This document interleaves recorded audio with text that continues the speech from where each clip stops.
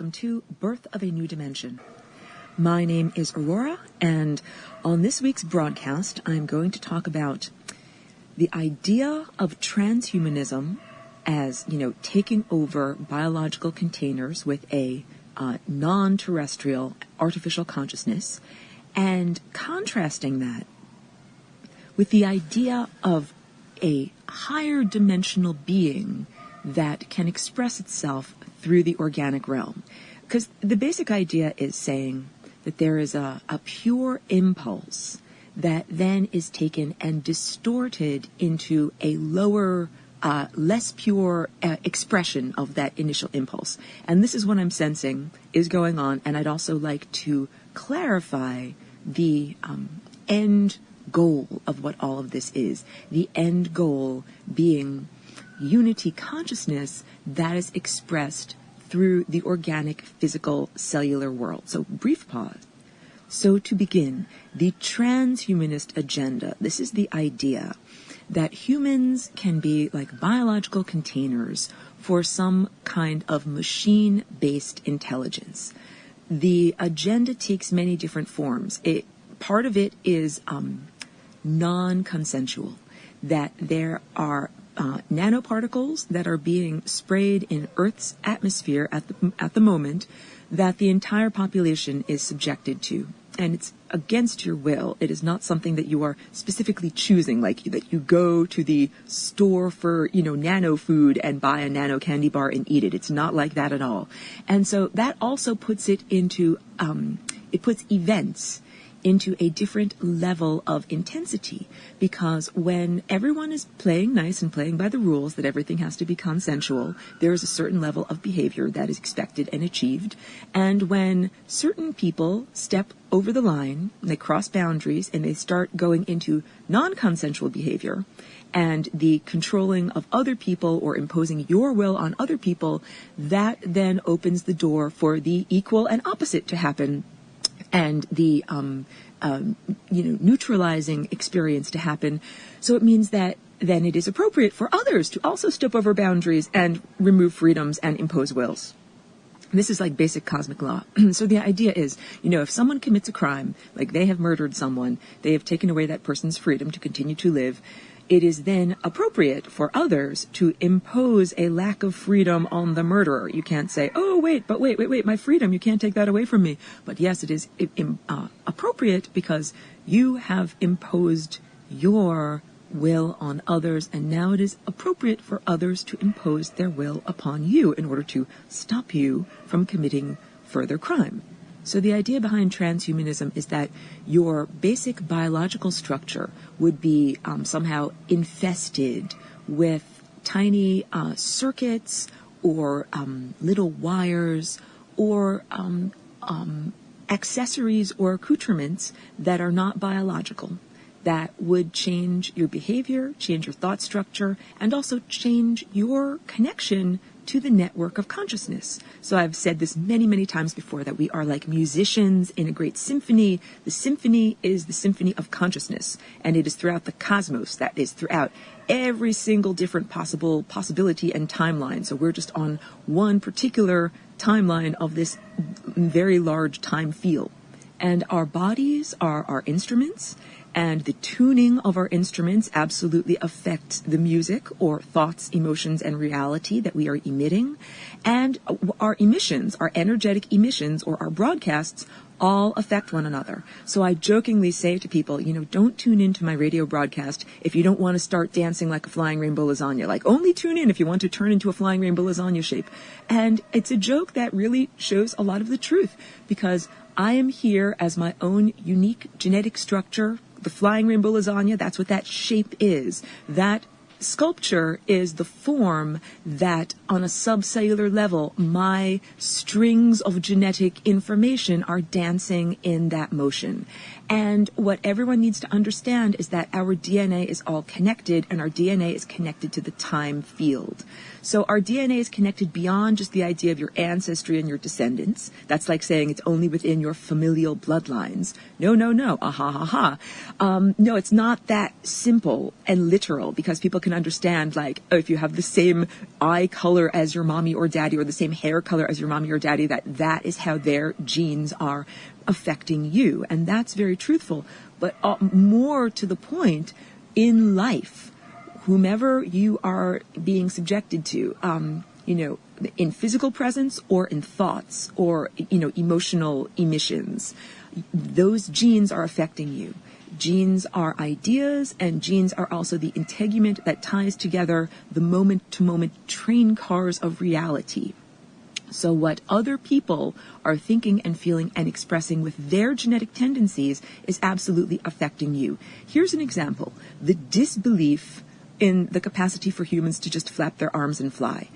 That is literally a genetic program. It is a set of basic core values and perceptions about the world and expectations about the world that make it not possible for a person with that shape of genes to occupy the timelines where a person can simply flap their arms and, fly up into the air and levitate themselves. And for anyone who does have that genetic structure, if you really do believe, I believe people really can flap and fly, and that really is a possibility, and you surround yourselves with people who do not believe in that possibility, their consensual vibration of reality is definitely affecting and inhibiting your capacity to fly or do something that would be considered to be beyond the description of the physical world that is presently accepted, or which would be considered magic. Magic is this manipulation or distortion of energy or manipulation of the time field beyond the present level of what is accepted as, a narrative structure of reality. What made this happen? Like what thing, this is the thing and this is the consequence of the thing. What is the thing that made this happen? So for many people, their genetic structure does not accept or have room for, hold the space for, the concept that the body can do more than what it is presently expected to be able to do. So other aspects of the transhumanist agenda are to remove or disassociate consciousness from the physical body. So in one level of the agenda, there is keep your body, but you get microchips or, a plug in your head, and you get to be wired into something like that. In another version of this form of, transformation, you are completely removed from your physical cellular structure, and you become like a disembodied consciousness that can then be, quote unquote, uploaded, like you can be put on a thumb drive, you can be put on a CD, you can be sent as a set of digital ones and zeros over the ether waves and then be reassembled elsewhere. And all of these concepts are like distortions or perversions or the aberration form of something that is natural and that is part of the overarching structure of the cosmos, the music that is actually supposed to be being played here. So allow me to go now a little bit more into the music that is actually supposed to be being played here. There's supposed to be an unbroken connection of consciousness between the source of everything, the source of all the totality of consciousness and awareness that exists, and the broadcasts out here in the physical realm, the experiencers that are manifested into this level of density. We should be containers for consciousness that are organic, multicellular, biological containers that are still connected to, call it the great composer in the sky, the great conductor, the emanator and organizer and creator of this large collaborative artwork that we find ourselves embedded within. I mean, this is what I speak about, ancient Atlantis, that our body containers were designed to be continually connected to the source, not disconnected from the source, and that our disconnection, our present level of distortion, comes from genetic degradation, that literally you took the perfectly tuned guitar of the human body and twisted the knobs that control the tension of the strings and changed the tuning of the body. And this is how we went from being light eaters, people who ingest pure energy or the thought structure of food, into biological beings that have to kill other living beings and chew them up with our flapping, moving mouth parts and ferment them using microbes in the cauldron of our bellies just in order to stay alive. And I'll do a little bit of a contrast here of the sense of how we need food, opposing it with the beings that use human emotions and distortions of human emotions as their energy or their resources. Those beings will say, but wait, pity us, it's not our fault that we can't eat love, it's not our fault we have to farm humans and other living beings for their lower quality emotions, we have to do this and we have to keep our little babies alive, it's not our fault. And the truth is that farming humans for their lower negative emotions is more like extracting a drug, a purified drug from a plant. If humans eat a lot of extra food, like if you need 2,000 calories a day in order to survive and maintain your basic body structure, and you eat 6,000 calories a day, you don't necessarily feel 3 times as good or 3 times as healthy. Actually, it's the opposite effect. You start to build up too much excess mass and you get very unhealthy. It's different with these beings that utilize or farm humans for energy, that literally for them more is better. So if 2,000 units is what you need during the day, then 4,000 or 6,000 units feels even twice or 3 times as good. It's more similar to a drug like heroin or cocaine or something where you increase the dosage, you increase the amount of euphoria that the person ingesting it feels. And that is why these beings went from being scavengers, which was their intended cosmic format, into being farmers. They were like, hey, there's not enough natural negativity just lying around for us to soak up. We need to start farming some negativity. Let's degrade this genetic structure over here, make these people live in a totally unbalanced realm that could be considered or aptly described as a hellish experience in the physical, so that they'll emit lots of negative emotional food and we can eat it. And that's the synopsis, the Cliff's Notes of all of human history, the past 6,000 years that have been recorded basically on the surface of Earth.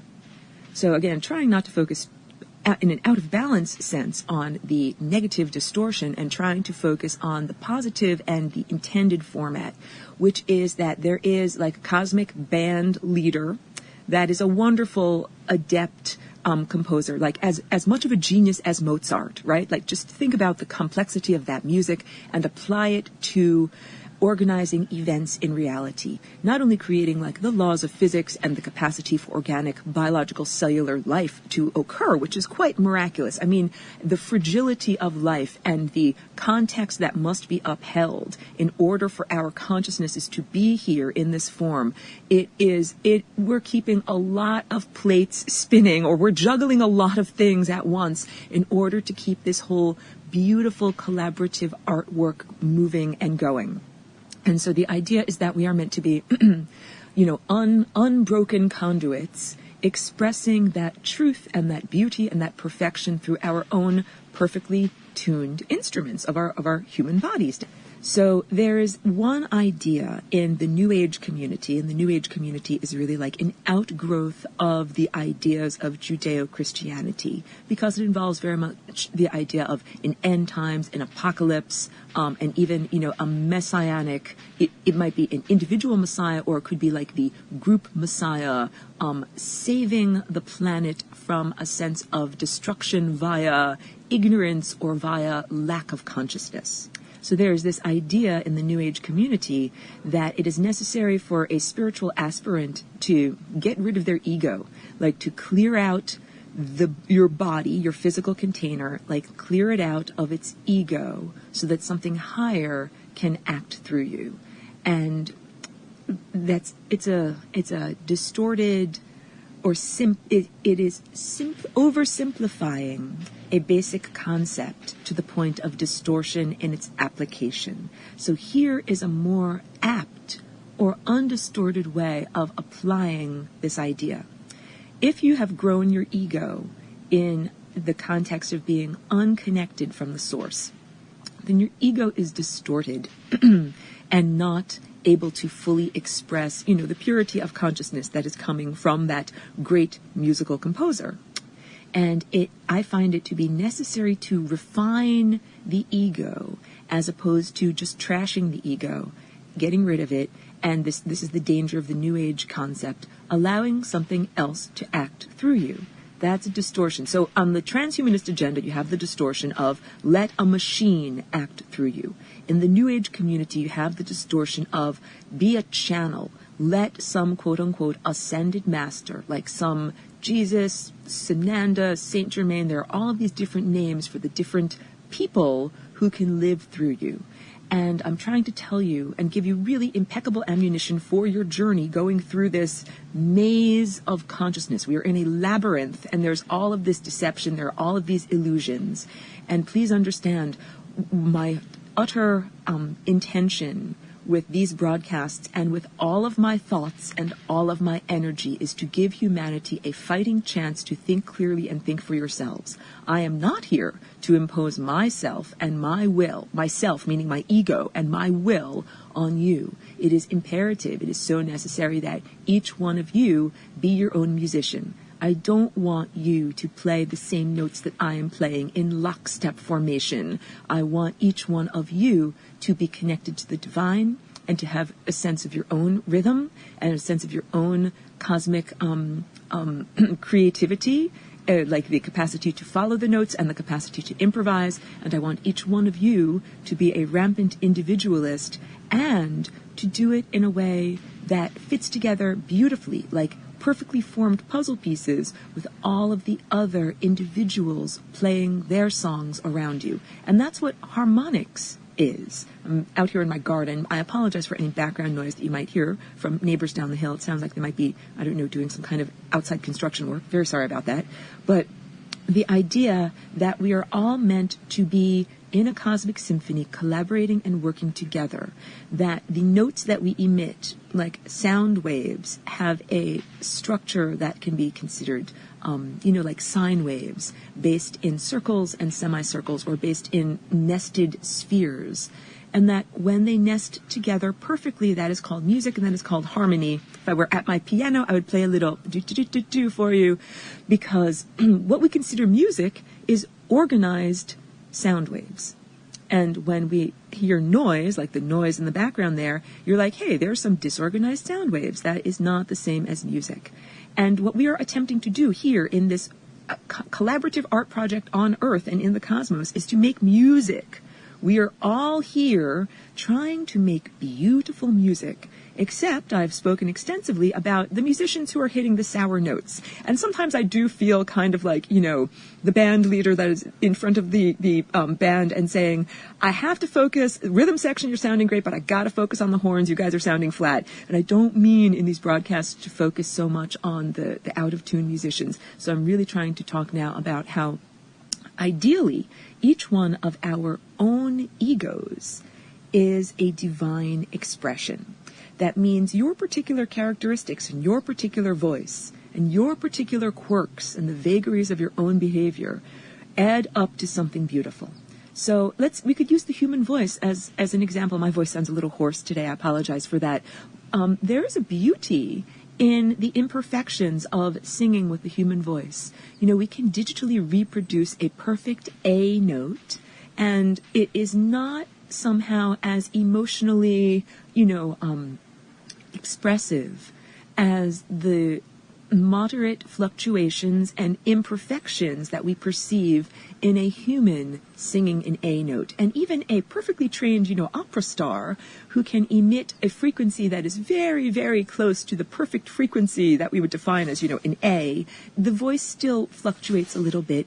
And that's beautiful. That is perfect. That's like, if you were to measure the expression of perfection at the center of a sunflower, the way that the seeds are arranged. There's tons of mathematical perfection in there.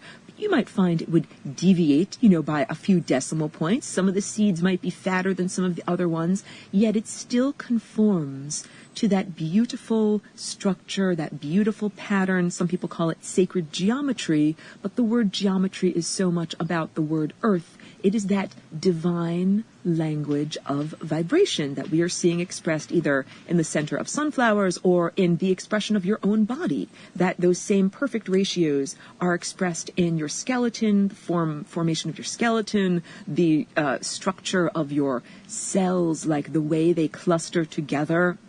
Our bodies are these beautiful, perfect analog expressions of that abstract mathematical pattern in the world. So yes, analog expressions, meaning we have our bumps and our warbles and little variations. Those variations are perfect and divine.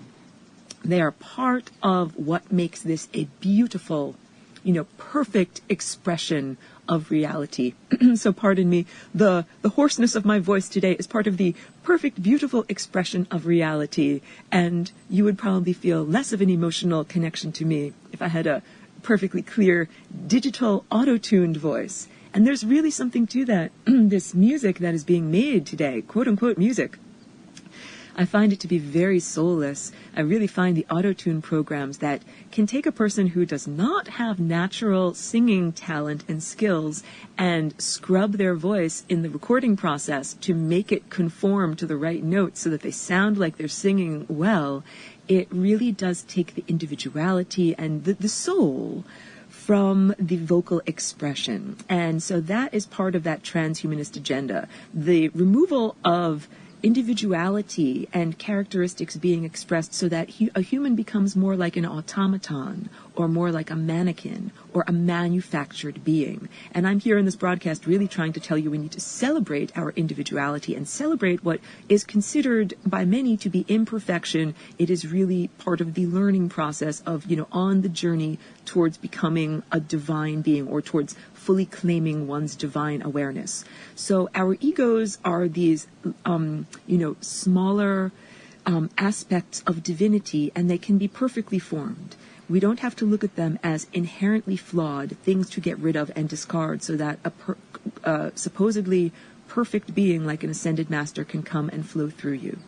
Like if you are a musician fully invested in your body and you're connected to the divine, and you're like, I'm singing my own notes, and I'm singing them in my own way, and I'm singing them in my own best way, using my particular, equipment and vocal characteristics, then that is the intended expression here for divinity in this time and place. It's not supposed to be a monotonous sea of consciousness without individuality. That is not what the realm of ascended masters is like. So if we were to say, if we used famous musicians who went to the realm of the ascended masters, like Jimi Hendrix and Mozart, I consider them to be both, pure musical geniuses, truly. And I envision them as, completing the refinement program of their personality characteristics and ascending or raising their vibration in order to connect to a larger level of consciousness. And when they do that, they don't stop being Jimi Hendrix or Mozart. They still are the person that went through those life experiences and created that artistic expression in life. And that's not the end of the journey. Then their consciousness continued to be uplifted and refined to a higher level. So when you ascend, you don't stop being you. You don't have to strip off your personality in order to ascend and go into that higher level of reality.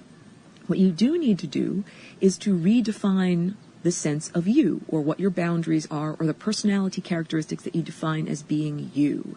And part of it is refining the things that you claim as your own, like I am this, this, this, and this, and making a clarification of the things that you do not consider to be a part of yourself.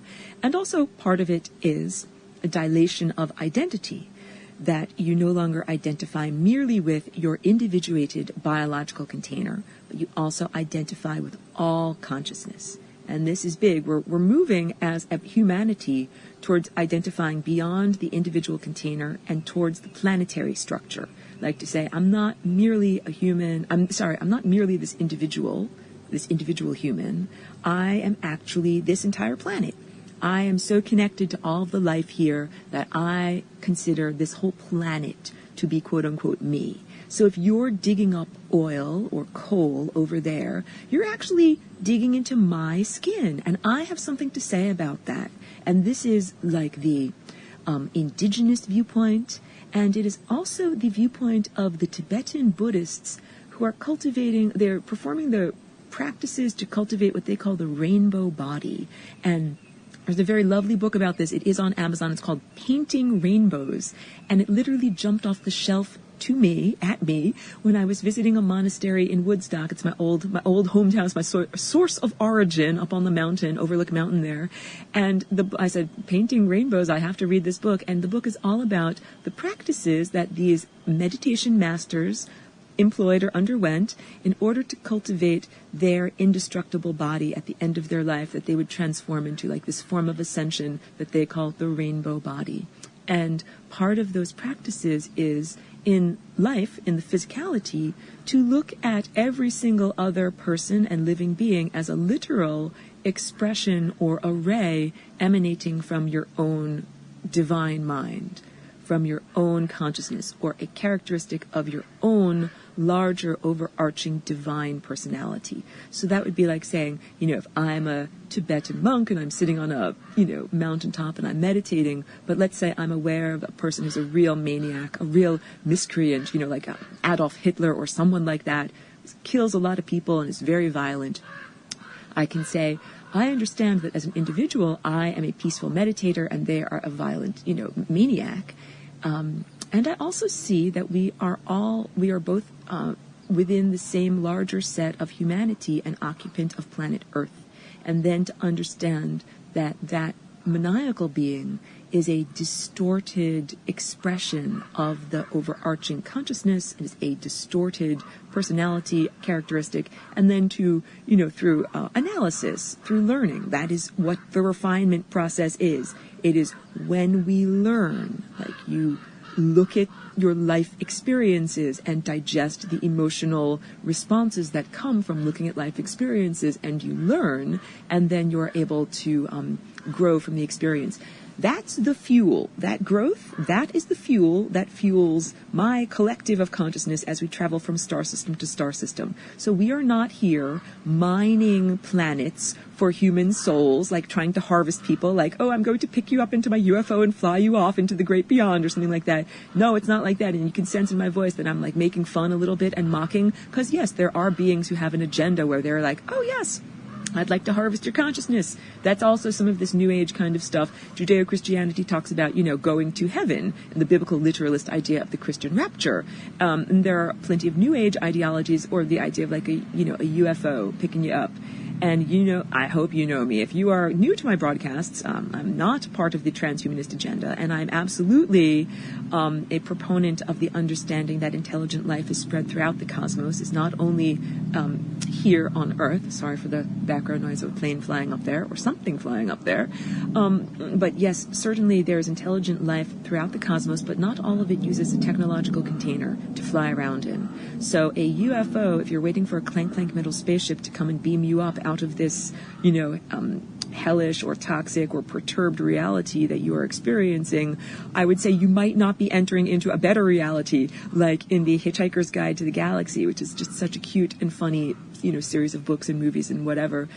The main character narrowly escapes Earth's imminent destruction only to find himself on board of a Vogon ship, being subjected to Vogon poetry, and the Vogons, being like a very detestable race.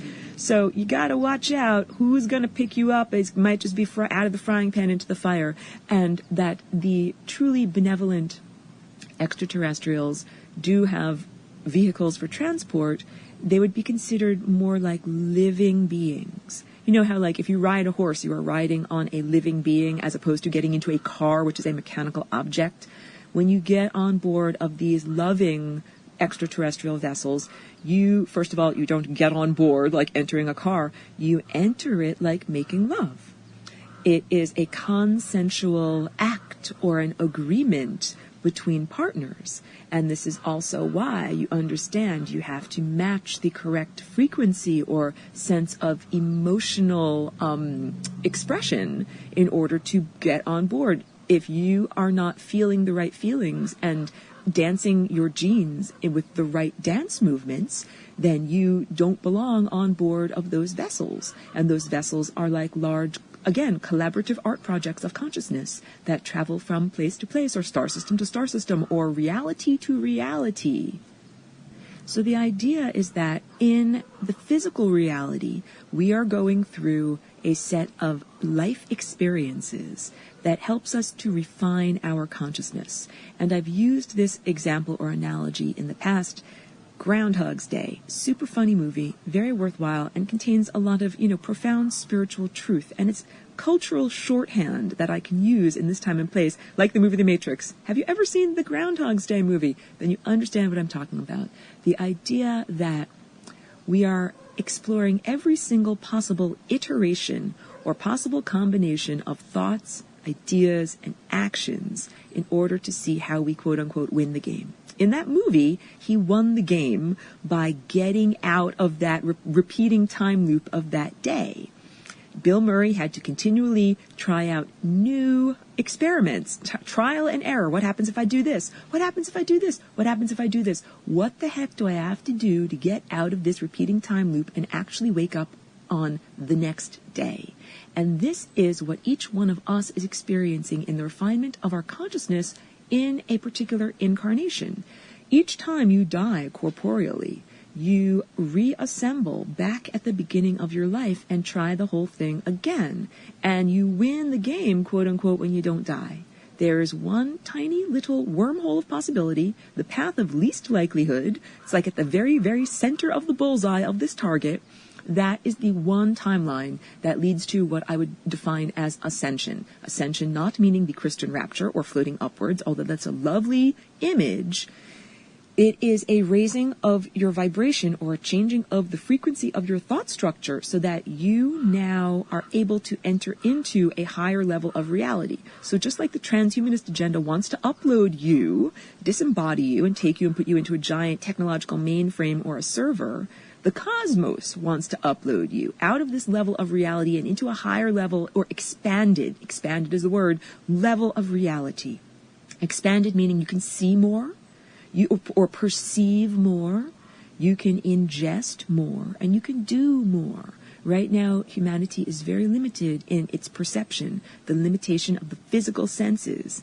And part of the awakening that humanity is presently undergoing is all about awakening the higher senses, being able to perceive what is beyond the veneer of the material realm, and seeing into what could be described as the realm of spirit, or energy, or pure consciousness. It's the realm of possibilities and probabilities, or the realm of quantum. Quantum's not just a cool catchphrase referring to the world of the super tiny, where you can't even look at it with a microscope and you can't even say where its position is in space and time. It is a world of possibilities and probabilities that's so slippery and unmeasurable that it is really the realm from which magic emanates. So the idea is that in our lives, we are all like experimental scientists on a trial and error mission to find out, or video game players exploring the video game of reality, how do we win the game? What is the correct combination? I tend to look at it like a math proof, that the cosmos is like a giant math equation. When you get to higher levels of math, it doesn't necessarily look like 1 + 1 = 2. It looks like a series of rational statements that cannot be in conflict with one another. And you solve a proof by finding the next rational statement that does not come into conflict with any of the other previous statements. And my solution to all of this is a visual shape. It's a sculptural form and a movement, and it is called the flying rainbow lasagna. So I know in each of these broadcasts I try to bring it up because I'm not certain if people will, which of these, broadcasts will be your first one that you ever listen to. And if this is repetitive for my longtime listeners, I apologize for repeating, or perhaps you could think of it like listening. Oh, my favorite song just came on the radio. So think of it as listening to your favorite song. But yes, the concept of the flying rainbow lasagna as being the sculptural representation of non-duality, and also being the next higher dimensional format of what happens when we add another dimension and add another degree of freedom to our formerly toroidal or donut-shaped energy field. And that by transforming your DNA and your energy field into a flying rainbow lasagna, this allows for the reweaving of the time-space consciousness, time field. This is how you get out of the endless loops of your life. I mean, I should clarify because I just stated before that ascension is something that has always been possible even before the invention of the flying rainbow lasagna, and that is truthful. However, it was necessary to go through every single possibility, explore every single possibility before you get to the last one. Your glasses are always in the last place where you look for them, the exit where you actually get out of here. And the only reason why you have to explore every single possibility is because humanity, for the most part, has been disconnected from the source of consciousness and blinded, not able to perceive on a higher dimensional level. So when you flying rainbow lasagna, that means you get to rearrange your genes and reconnect in their original format that they're supposed to have of being connected to the divine source of consciousness. You're no longer trying to figure out what the notes are. You're now connected to the composer. You're connected to the conductor. You can hear the beat of the music of the of the cosmos. Start again. You can hear the beat of the music that is being played by the cosmos. And you can play along, and you can read the musical score, and you can tell which notes are the right notes for you to play personally. That means you don't have to keep on crashing into brick walls and then reassembling at the beginning and trying again. You can begin to see down the timelines. This is what is happening to humanity right now, and I am unbelievably uplifted by what I see. I know that events in the human realm right now might be expressing, turmoil or perturbations. However, I am experiencing the emotional frequency of balance. Like I feel equilibrium inside. I don't feel perturbed or disturbed by whatever is going on. And that is because I really see that humanity is being able to start to determine the value of an action by looking down a time tunnel. It's not just about the elected figurehead, the representative, of a democracy. It's really about what that event signifies in terms of which timeline you're on. So I've heard all sorts of different things, but the idea is that it is not about who was elected into America's highest office. It is about that is one aspect of the events and the context. What you should be doing is aiming for the goal that you wish to achieve. Like if you wish to achieve living on a timeline of peace and abundance and personal freedom and, spiritual advancement, aim for that. Because you might be very surprised about the events that are necessary in leading up to that eventual goal. That if you say, I'm going to, vote for the presidential candidate that I think is going to usher in, an era of freedom, that might actually be a way of distorting the time field because everybody is wearing a mask and many, many people are being deceived. So without going too much into politics, because it is just so much the vomitorium, I'm heartened because I see many people seeing beyond the veneer of the material world, that there are events behind the context of this world that are all about timelines and possibilities and probabilities. So it is imperative to place yourself on the timeline. We place ourselves on timelines. This is not about losing freedom. Like, you are not fated to experience certain things. You are not destined to experience certain things, because all of those agendas of disempowerment I'm trying to give people ammunition to go against so that you can be free. That I really hope everyone understands. Like, it is not possible for me to set other people free. Each person has to set their own consciousness free. It is possible for me to give the ammunition. And ammunition is thought structure.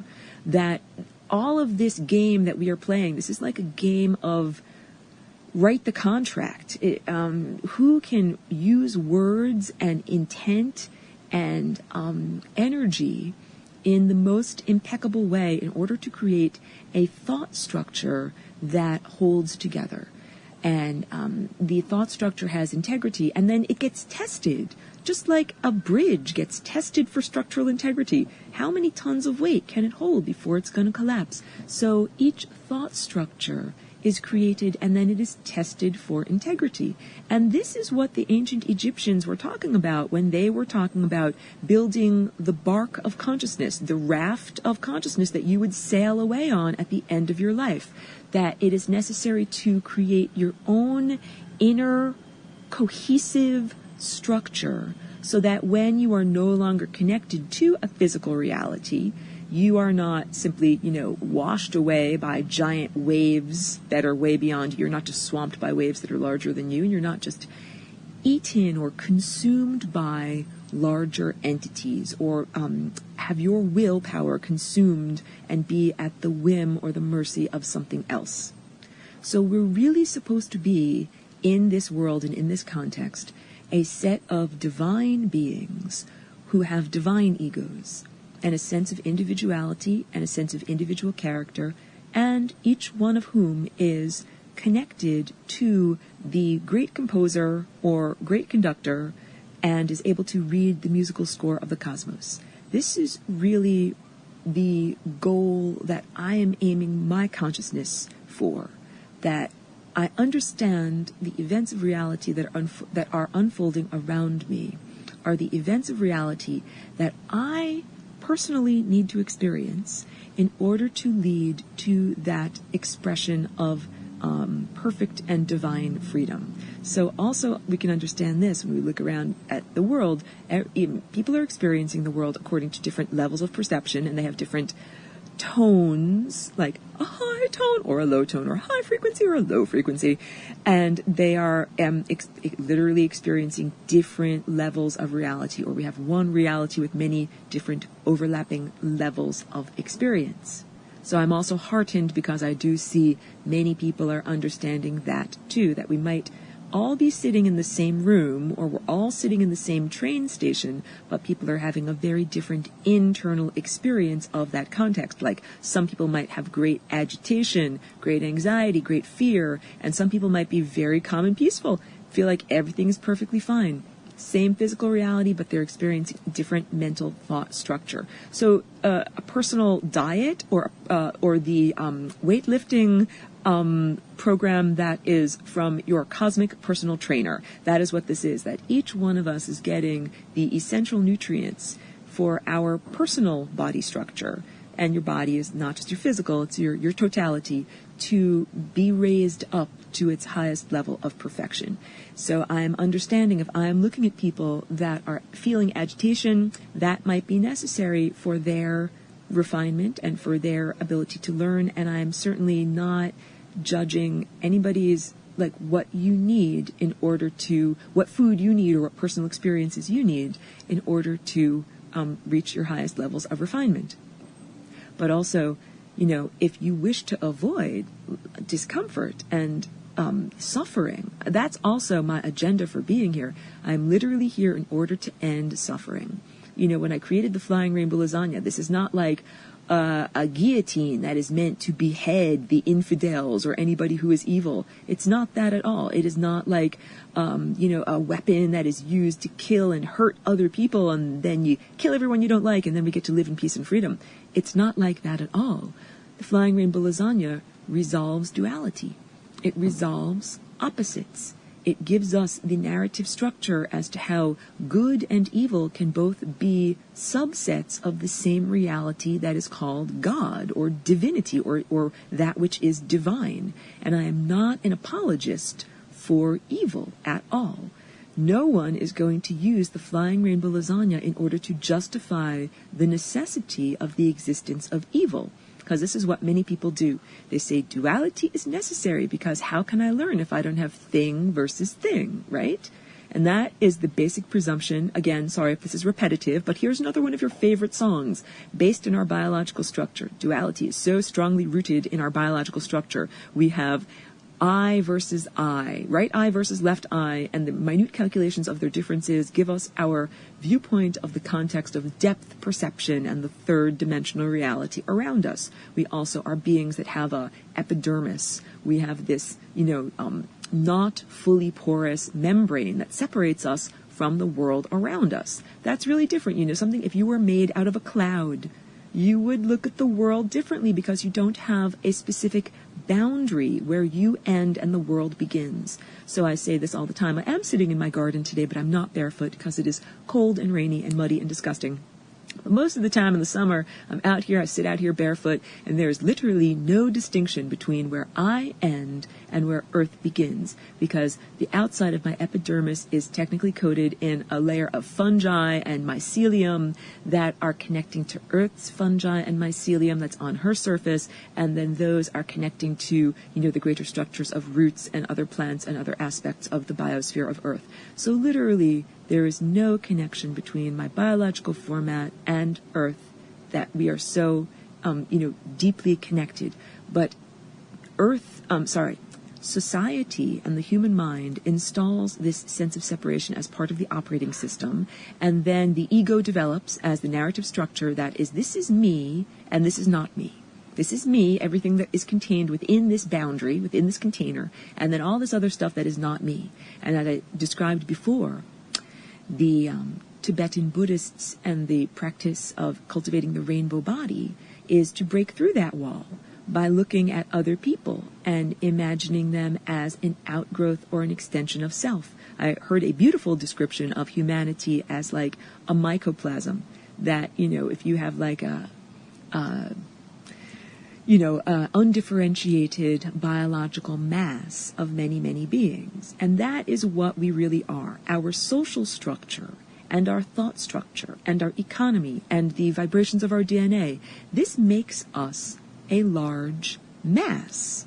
We are not merely individuated musicians. However, I'm telling you, I've been here for 15 years. 45 minutes into this broadcast. Oh my goodness. And I'm only introducing myself now. I'm a walk-in. I'm a galactic walk-in. I haven't always been in this physical body. I came into it at age 20, when the body was age 27, about 15 years ago.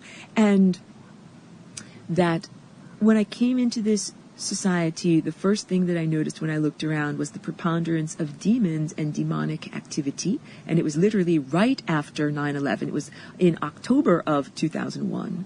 So that energy was very strong here, and I tried to talk to people about it, and people literally thought that I was insane. And I started to understand that the people in this time and place are not able to perceive clearly, that they're not able to really perceive the social structure and how oppressive and distorted it is.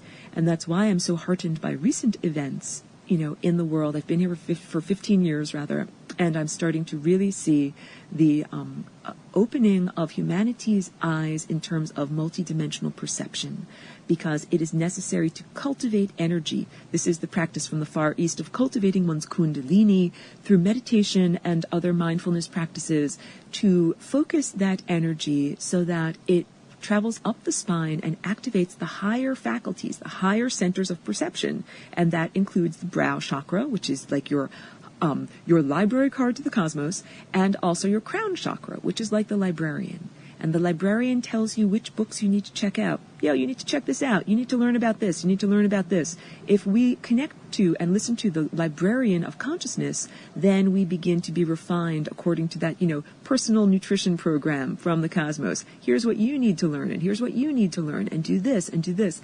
That is why I, as a flying rainbow lasagna, do not tell other people what to do. I tell them, connect to your own innate divine source, and that will tell you what to do. So I can give people information, I can give people tools, I can give people a factual context for the world within which you are operating. I'm not going to tell you what to do, and I'm not going to say, listen to me. And I would also caution you against listening to anyone who says, I'm the Messiah, I'm a leader, I'm number one, listen to me. Because we are moving out of that era. It is no longer appropriate for any one of us to listen to external authority figures. It is appropriate to listen to the internalized connection to the divine. So if you externalize the divine and make it an external God, whatever you name it, if you name it Jesus, if you name it Jehovah, if you name it Lord, if you name it Lord Krishna or Lord Shiva or Lord whatever is outside of you that you are praying to, that's a distortion. And it is necessary to internalize that which you have externalized in order to heal that distortion. And that's why I say on these broadcasts over and over, when we reach that final denouement of the refinement process, when we get out of the repeating time loop of our personal Groundhog's Day, the thought that we have is this thought: quote, I am God, unquote. So again, to clarify, this is not that everyone else in the world thinks Aurora is God. Although Aurora is God, each individual thinks the phrase, I am God. And how incredibly profound and significant it would be if we all awoke in unison and thought that phrase and connected to the higher realms of, let's say, purely structured thought without perturbations. That we have been here in this genetic symphony with so many perturbations, it's hard to hear the music. There's notes that are out of tune, there's static on the line, there are distractions, just like on this radio broadcast, you're trying to listen to my voice, but there's also whatever the neighbors are doing down the hill, whatever, might be in the background on your end, in your room, whatever distracting thoughts are trying to enter into your mind. All of these things are the context that we are trying to fight through. That's the battle. Not to weaponize this with the words of war. It's really a spiritual unfolding, but that we are trying to battle through all of these distortions in order to hold on to something that is really truthful and that is really empirical, like beyond any level of interpretation. It is beyond the level of the anthropomorphic or the human level, the beyond the level of the one-headed, two-armed, two-legged form. Because that's not the only form of life in the world. This is the whole point. When I'm not in this body as Aurora, and I love Aurora, and I love Aurora's body, but when I'm not in this body, I'm not shaped like this, and I don't have right eye versus left eye. That's why when I got into this body, I was like, I understand the duality now. And the Flying Rainbow Lasagna resolves duality by adding an additional degree of freedom. It's like adding another I. So now you don't just have I1 versus I2, and then that develops your viewpoint of reality. You now have a third I. And this also goes literally into the realm of the binary. Binary was an incredible system that was invented by a genius that uses only the integer 0 or 1, or the presence or absence of something in order to describe reality and perform all mathematics. And for a long time, that limited humans into the sense of two options. Here's the secret integument that you need to get out of the binary realm. The integers that you have are either the integer of 0 or the integer of 1. It's like you can only count to 1. However, please count for me how many options you have. Please do it right now. 2. You have 2 options. I'm presenting to you the way to jump off of the surface of the paper that you're on and get into the third dimension. The options are 2, even though the integers are only 0 and 1. So you now get to make up a descriptive term for how many options you have. And then you realize that you can just keep on adding 1 and adding 1 and adding 1. And that is how you can break out of that limitation. So we are in the limitation of thing 1 versus thing 2. That's duality. And I've just said to you, in your eyesight, in your perception, add a higher dimension. You get a third eye, and then you get a higher dimensional perspective. That's like understanding there are more integers than just 0 and 1. And once you've broken through that membrane or that barrier, you can just keep on adding 1. Wow, you add a third eye, now you've got a higher perspective. What if you add another eye, and another eye, and another eye? And now we are beginning to understand multidimensional perception. So this is a very big topic, and I know that I'm almost at the end of this broadcast. In each broadcast, I like to try to say that what we are doing is giving birth. We are experiencing a spiritual unfolding of new experiences in reality. There is death, because death is like saying it is the end of the old story. That chapter is over. Earth's old story is over. You could call it a paradigm. I know that word is really quite overused. that chapter and that approach to life is over. The purely dualistic approach. That is the separating of spirit from matter. Purely materialistic approach. And this is also the transhumanist agenda of taking all of the soul out of the human body. And then you just have empty mannequins, empty containers for consciousness, and that same distortion in the new age of getting rid of your personality quirks and being a container for an ascended master or some other person who's quote-unquote better than you. That all of those are the distortions that we are breaking through, and that the new level of reality that we're experiencing is one of total freedom of self-expression. That's why you have to take radical self-responsibility for what you are sending out into the time field, that you are affecting everyone else and everyone else is affecting you. When you get into this higher level of reality, it's like you passed the audition. You got into the band. You're in not just the beginner band, you're in the expert level band. And at that level, you know something? Everyone is a very respectful musician. No one is pulling a star trip. No one is trying to diva out and solo all the time and play louder than everyone else. Everyone is integrating their music beautifully.